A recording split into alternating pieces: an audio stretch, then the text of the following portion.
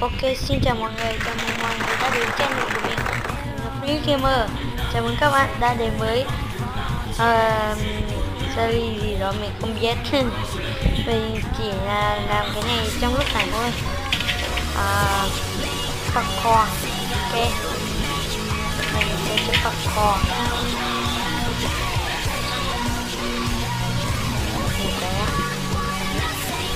Một cái speed tông rồi đi.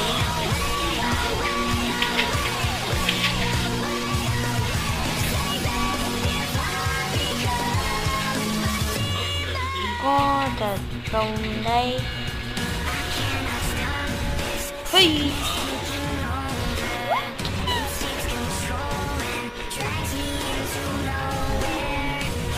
Tôi mắc ho ra đâu? Nope. Tôi rằng nó là một block.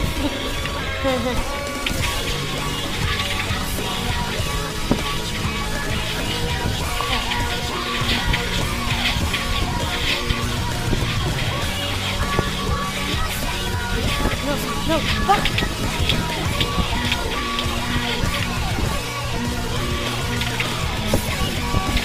Ai giời à. Đi à.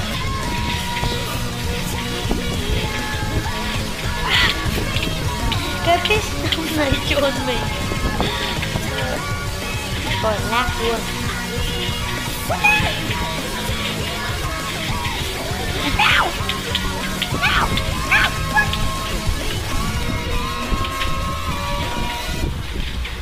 YOLO.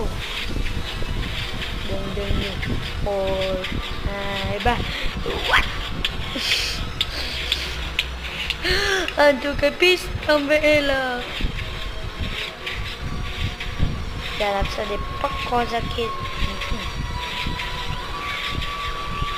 Và tại sao? Ảo.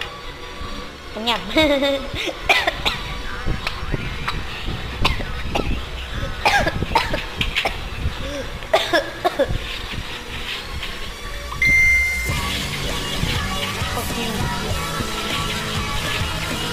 Một, hai, ba. What? No. Được. Trời ơi, quả đấy cần nhiều. No.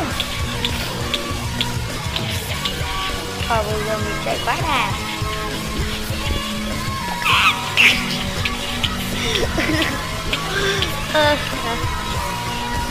Nào, 1, 2, 3.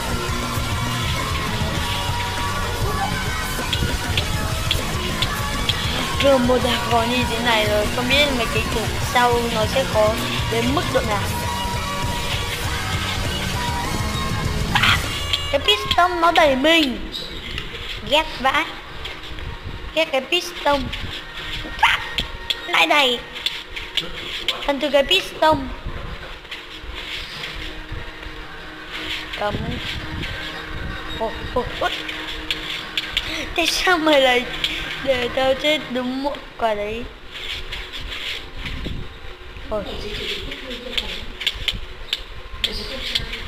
Nghe tiếng nhá. 1, 2, 3, 1, 2. Fuck. Quả đấy mình phải có 3 giây để chạy. Fuck you, để yên cho tớ chơi.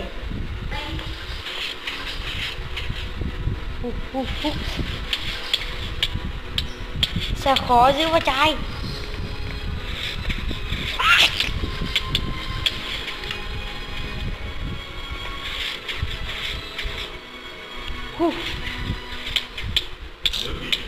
Ghét. Ghét. 1, 2, 3.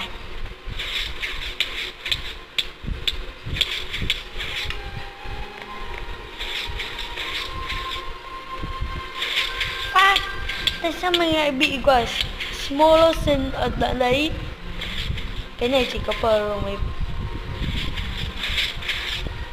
Cái này mình còn chẳng biết tiếng Anh chứ mà lại. Tại sao cái piston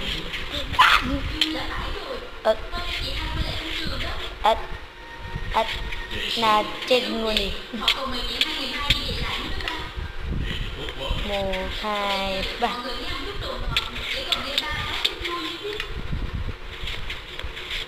Thì với tầm mình sẽ chơi một màn. Nếu mà màn nào dễ nhanh thì mình sẽ chơi 2 màn. Ok. Hiện tại màn này quá là khó.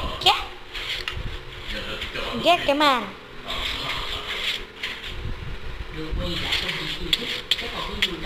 3 giây. 3 giây quá là nhanh. 1, 2, 3. Thành công rồi. Cấm rơi. Đừng rơi. Đừng rơi.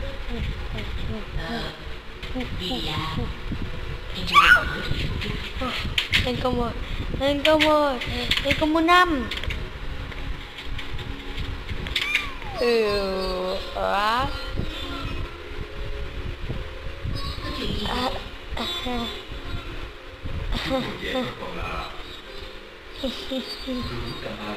Đùa thật đấy à?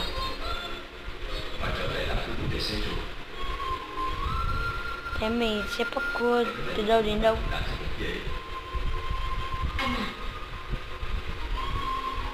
Ok, hiểu rồi. Khó quá. Sợ quá. No. Em làm cái gì? Giờ tôi bị này rồi nè. Tôi đi bị nổi tiếng ở đây rồi. Anh vẫn muốn làm gì đi. Em đi rồi. Em chưa mọi thứ khác là phụ thôi. Rồi, xong. Tay.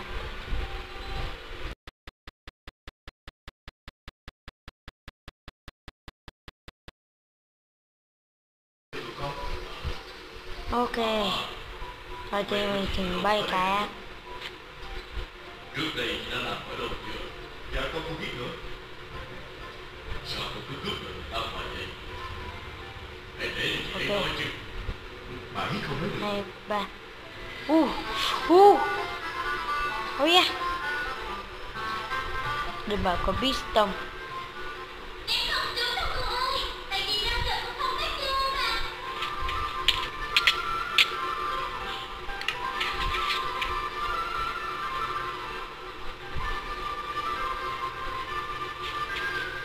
Thành thù.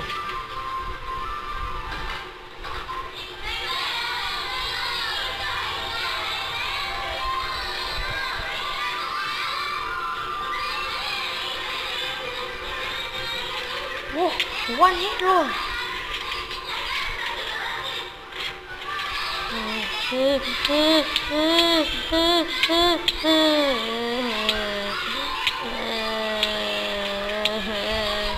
Chết cháy rồi.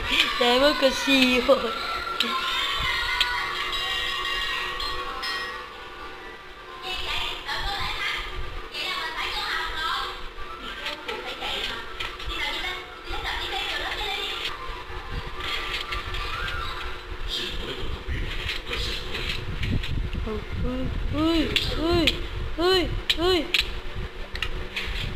Anh đâu?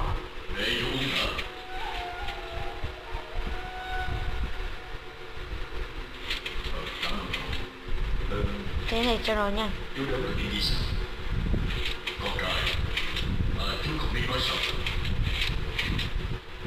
Chú tới, chỉ muốn nhờ con một chuyện. Chú cứ nói, con sẽ giúp chú mà. Và không bị thương đi cho nó xong. Nhà của chú sẽ chút nữa là làm gì mà là đấu giá. Do công nhân ở trong sự thấy cảnh nhạc chú nên sự việc mấy. Trong khi để cho sự quan tâm lại. Khó quá. Và không bị thương. Thị trường bây giờ cạnh tranh rất là gay gắt. Dạ bye. Chú không cần phải lo gì nữa. Đã có con và đánh ở đây rồi. Chúng ta nhất định sẽ mở lại sự. Con nghĩ là chú sẽ biết được gì mỗi một nữa. Sao vô chứ bị trời. Thật lòng chú cũng muốn nghĩ ẩn cho con rồi. Con có thể nhìn ai đó sự của mình sẽ có thể. Why? Em giúp anh nha. Em hãy có điện thoại cho anh em nhà người ta đúng không? Hỏi họ có hiện giờ hỗ trợ với việc sắp đến không? Nóng quá. Nếu chú có đứa con trai giúp việc con thì nó đã giúp. sao tôi lại giúp cho chú như thế? Chú có nhớ lúc xưa lúc con còn nhỏ chú hay cho con quyết định không vậy? Bây giờ con nhất định sẽ làm mọi thứ. Có chứ. Để chú lại cho con hút trâu nhưng mà còn nhỏ đó chú à.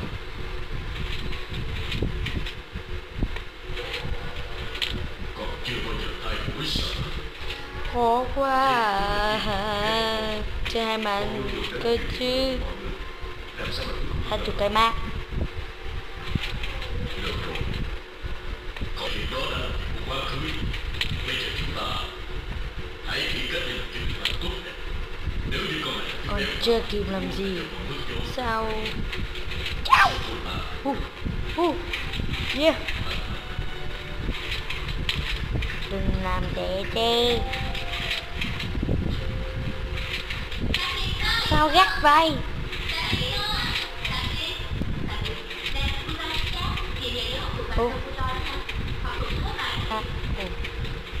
Hi. Gắt rồi.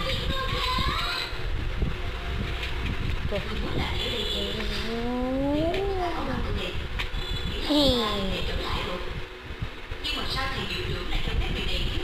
Cô ta bỏ xuống khỏi chồng và cô biết việc này còn khác mà, có đúng hay không? Cô ta còn có cảnh sát bắt chồng của tôi nữa. Có đấy. Tìm con thầy đó cho tụi nhỏ mà chúng ta làm sao? Nè nói nghe nè, con đừng nói chuyện với cô ta hàng đi chưa con? Sao vậy con mẹ? Cô ta sẽ cho con vô tù giống như chồng cô ta đó. Sao cô dám cho con vô tù chứ? Tại chồng của cô dám làm chuyện sai trái, cho nên cô dám cho người đó thương cô là phải rồi.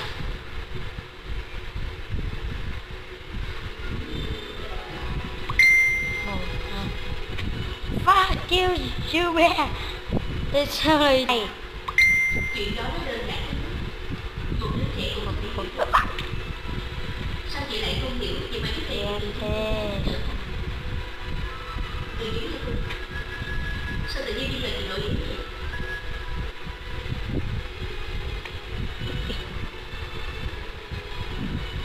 Wow. Gì? Rồi. Holy shit. Nhìn thấy tôi đã thấy kinh dị rồi ấy. Lạc. Vậy thì anh định trốn tới khi nào? Kinh dị quá. Ok, spawn point. Bây giờ tới lượt ba. Mau lên. Đưa tờ đây cho con.